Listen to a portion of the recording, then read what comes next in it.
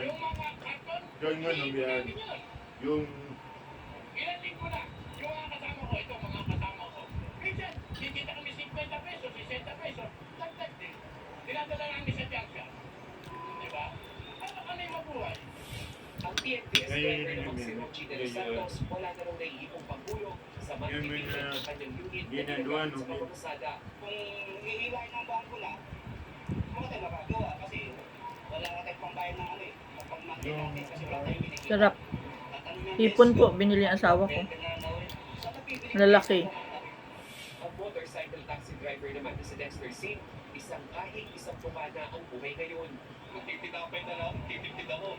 Dahil baka mamaya wala nang pagbaon. Tulad ko, kada ko ngayon, graduating ng grade 6. Kaya ang 5,000 pisong ayuda, kulang na kulang. Natanong nga riyan si Palace Press Officer Claire Castro. Ayon po kay Secretary Gatchalian, sa utos po nga rin po ni Pangulong Marcos Jr. na magkakaroon pa po ng karagdagang ayuda. DSWD will continue to release cash assistance to affected public utility drivers and this will be done in tranches. Pero bukod sa kapos na nga ang naturang cash assistance, ayon sa Manibela, mahirapan pa ang proseso at pag-release nito. May ilang LGU kasi na humihingi pa ng voters ID.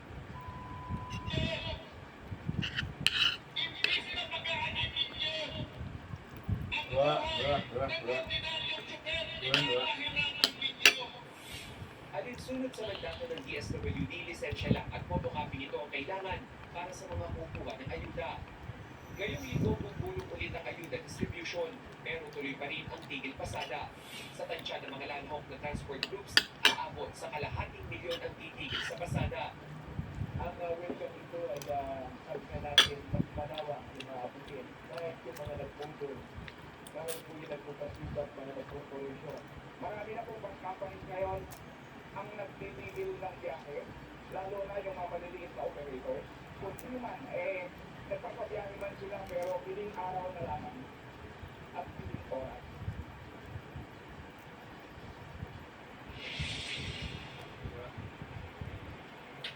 Julius, sa ngayon ay wala pa raw kumakausap o lumalapit nga dito sa anumang transport group sa hanay naman ng gobyerno para nga ipatigil sana itong nakaambang nationwide transport strike. Yung isa lang sa kanilang hinihiling para mahilot sila na hindi na ipagpatuloy itong malawakang tigil pasada ay yung bawasan sana yung buwis nga sa langis. Julius. Kaya tama pa yung narinig namin na 50 pesos na lang ang take home ng isang driver.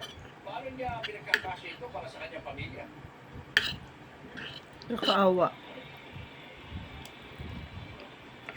Tama, Julius, no, marami nga tayo nakausap sa mga chopper kanina ng jeep na ganyan yung sitwasyon, 50 pesos lang. Bakit Yung ganon? iuwi halos no, sa buong maghapon nila. Pero para masagot ka diretso, no, tanungin natin mas maganda, Julius, siguro yung isang chopper, no.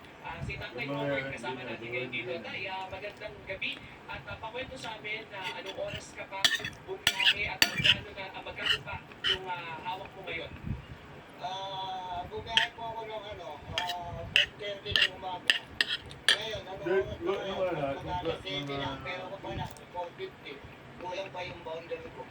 Magkano po ba yung boundary mo? Yung boundary nito, 900.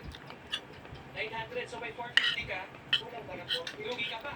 Oo, kulang pa nga ng kalahati. May, yung ilan sa mga nakausap namin chopper ay halos hindi Kakaawa, na ano? sa kalsada. Anong ginagawa niyo diskarte para hindi naman malipasan ng gutom? Sa mga kapatid natin, 68 years old na po, si Tatay Robert. Talagang marami magkakaroon ng ano niyan. Dinalan ako ng asawa ko ng tanghalian. Dinatira ko ngayon, yun na rin yung hapunan ko. Kasi kape na lang yung merienda ko ngayon eh. Nandiyan sa loob. Tapos, pag-uwi namin, yun na lang kakainin ko. Kasi kulang pa nga yung boundary ko dito ng kalahati. Pagbaba ako nito, maglalagay na naman ako. Magmula kanina umaga, nakaka-1.5 na ako. Kaya naman natin ko ng pondo. Kaya nga,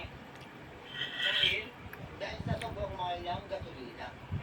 Ayun nga, no? Tapos tanongin din natin si Tatay Robert dahil nga meron na bang 5,000 pisong ayuda yung ibibigay, lalo-lalo na dito sa mga jeepney driver sa isang araw ay nakatoka na mabigyan. Kumusta yung sa inyo tayo? Nakakuha na ba kayo?